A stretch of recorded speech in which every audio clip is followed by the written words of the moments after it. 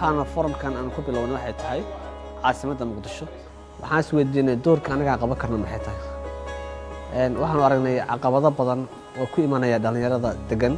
magaalada Muqdisho iyo magaalooyinka degmooyinka gobolka dalka waxaan dooranay degmooyin waxaan ku bilownay maanta degmada Boondere ayaan waxaan go'aansanay inaan soo keeno dhalinyaradii waxyaa ka socotay Boondere iyo hoggaankoodii si ayaga xaggooda u sheegtaan caqabadaha ka dhex guuxaya dhalinyarada iyo waxyaabaha aysan mar walba taliyaha ama hoggaanka chance u helin ay hadda u sheegi karaan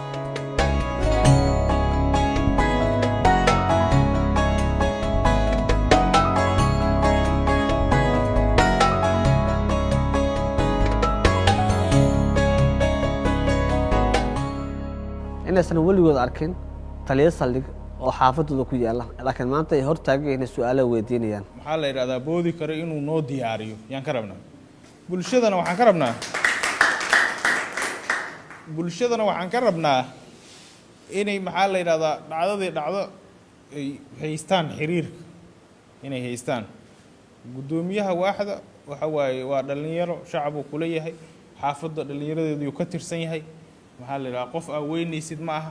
qof numberka kale oo u baahan in maxaa la yiraahdaa laga saacido ku la yiraahdaa aysan ka kala fakan sana fikradiisa isana waa lagu baahan yahay maanta inaad fikrad la timaado meel maanta qof aadan wali arkin oo degmada ku cusub waxa raba in la soo wargeliyo waxa laga yaabaa inuu barnaamijyo kala sameynayay waxa laga yaabaa inuu u socdo ilaa waa tuuga ciidaha ugu ladan inuu ilaalo u yahay oo fiirinayo si oo biri problem u geysto waa laga yaabaa santiin arintaas waa ku jirnaa idinkan gacan ugu siiya anagana talaabaan qaadayna hadii la yiraahdo waxaan maanta nasiib u yeelanay inaan helno gudoomiyaha dhalinyarada degmada Yaaqshiid waxaan nasiib u yeelanay inaan helno gudoomiyaha degmada Yaaqshiid ee maamulka dhamaantood waxay maanta ka soo qayb galeen ay wax isku weydiiyeen munaasabadii barnaamijka ahaa oo hadal si furan waan ku faraxsanahay maanta inaan arko dhalinyaro muuqaalkan iyo aragtidan kala duwan ee ka timid degmada Yaaqshiid oo muujinaya dareemka iyo waxyaabaha dhalinyarada ee qalbigooda iyo niyadooda ku jira inay u soo bandhigaan maanta gudoomiyaha degmada xaqiiqdii natiijada maanta waxa ka dheehna kartaa muuqaalka ay u fadhiyeen dhalinyarada iyo su'aalahaasi u weydiinayeen iyo gudoomiyahaasi ugu jawaabayay su'aalaha qaarkood xataa waxa cadaatay gudoomiyaha fikiro iyo waxyaabo badan oo ku saabsan amniga deegaanka inay u soo gudbiyaan gudoomiyaha oo ka faa'iido waxa ka mid ahaa inay ka codsadeen arinta ku saabsan in la helo maadaama haddaan wax la kulanno emergency call ama number aan soo wici karno sideedaba shaqada booliiska waxay tahay dhalinyarada inaan ku dhex jirno oo shacabka taliito waayeelka iyo ka dhalinyarada intaba inaan ku dhex jirno oo la socono oo dhaqaale la socono shaqadeena waa sababtoo booliiska bulshadu ka yimid bulshadu shaqeeya bulshadu ku noqonaa marka waxa waaye dhalinyarada anaga waxa ma kala yihiin sababtoo waxa waaye inaan ayaan wax ku nahay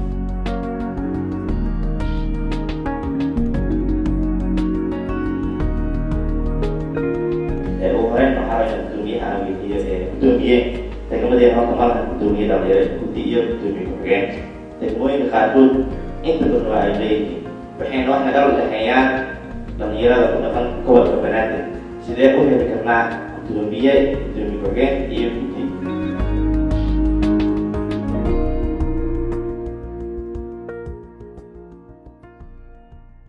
marka waxaa loogu gudbi karaa inay iska warhayaan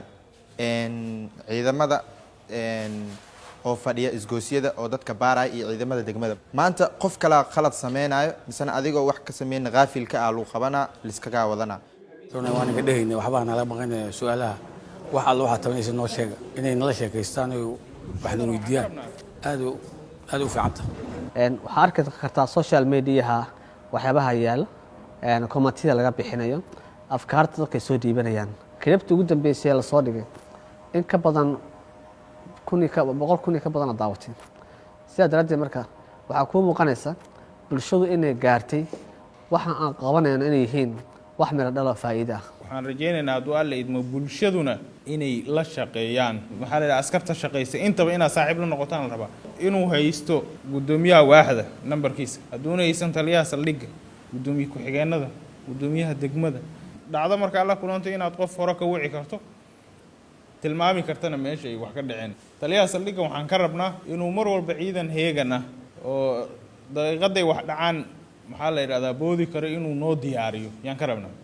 bulshadana waxaan ka rabnaa inay maxaa la yidhahdaa dhacdadii dhacdo ay haystaan xiriirka inay haystaan si aan wada ognahay degmadeenna waxaa jiro gabdho dhalinyaraha oo aada u daayar oo waxbartay hadday ahaan lahayd jaamacadaha hadday ahaan lahayd dugsiyada sare iyo hadday ahaan lahaydba xirfado ay leeyihiin intaba laakiin gabdhaha waxbartay ee wata shahaadooyinka ee degmada jooga ee ku nool doorka uu siiyey ama ilaa ay hadda ma aragna door muuqda ay ku leeyihiin degmada gabdhaha waxbartay haddii ay jiraan gabdho waxbartay oo aad shaqo u raadisay ama degmada aad wax ka siisay hadday jiraan oo ku mahadsan tahay haddii aysan jirin waay sababta uga gaabisay doorka haweenka aad u siin weysay gabdhaha waxbarta laakiin badanaa waxyaaba u badan ay ka caawinayaan xitaa garoomaha aysan haysan dhalinyarada badanaa meelo birino ku ciyaaraan aysan haysan laakiin marba daan la hayna meel ay ku ciyaaraan dhalinyarada waa dareemaysaa haweenka waddooyinka ay ku ciyaaraan shil laakiin baabuurta maxaas ku dhaceyso caqabadaha ugu waaweyn oo xagga amniga naga haystay macnaha waxa waaye waa lagu qabanaa adiga degmadii consol ka tirsan aad tahay eedhikaar ma wadatid waxba ma wadatid waxay noqonaya isjijiid dheer markaa dad wacdid ka bacdi in adiga markaas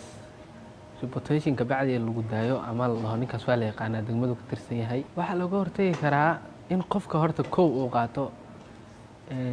kaarmanishib iyo afkaartooda iyo su-aaloodna waxaan jeclay insha allah inay noqoto wax dhaxalgal ah keliya aysan degmo noqon laakiin guud ahaan gobolka banaadir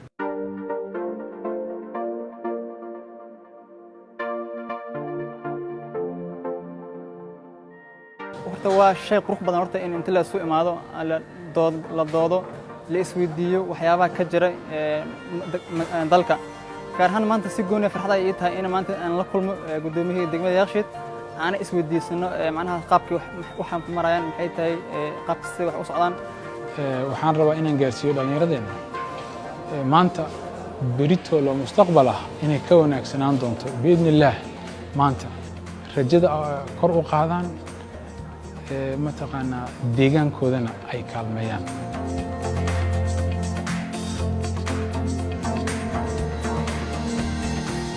laakiin in la isku xirnaado la yiraahdo dadka caqabadaha noocaasa ee nabad xumada iyo nabaddiidnimada wada maanta waa u jeeda madaxdeena waqtigeena siiyeen dhallinyaradeena fursad aan ku weydiisano codsiyadeena iyo dhibaatooyinkana haysta aan uga hadalno marka waxaan dhihi karaa xiriirka dhallinyarada iyo guddiga degmada iyo askarta aad ay u wanaagsan waa ognahay waddanka inuu dhibaatooyin badan ku jiro intaynaanu isku tagtayna wax fiican ay ka bedeli karaan waddanka haddii ay si daacad u shaqeeyaan hadda maxaa access u leenahay inaan degmada tagno waxaa access u leenahay inaan gudoomiyihii la kulanno waxaa access u leenahay degmada inaan activity ka sameyno laakiin maalinaa jirtay degmada irdeedan ma amari karin ma waxaa la fiirinaa marka caqabada iyo meesha wax laga soo dhaqaaqay waa rajeynayaa meel fiican inaad tagno waa rajeynayaa inaan meelo kasii qurux badan waxaan ku bogaadinayaa maanta dhallinyarada degmada Yaaqshiid wanaagga iyo waxa laabta ku jira ay muujiyeen waan ugu mahadnaqayaa waana ugu bogaadinayaa waxaanana ku xoojin doonaa dalada ahaanan gudoomiyaha ka ahay iyo membarkeeda in howlaha noocaana ay sii wadaan ayagana aan ka bilaabi doono degmadana aan kala shaqayn doono dhanka amniga dhanka waxbarashada dhanka horumarinta iyo isfahamka maamulkooda iyo dhallinyaradooda Yaaqshiid aad u mahadsan yihiin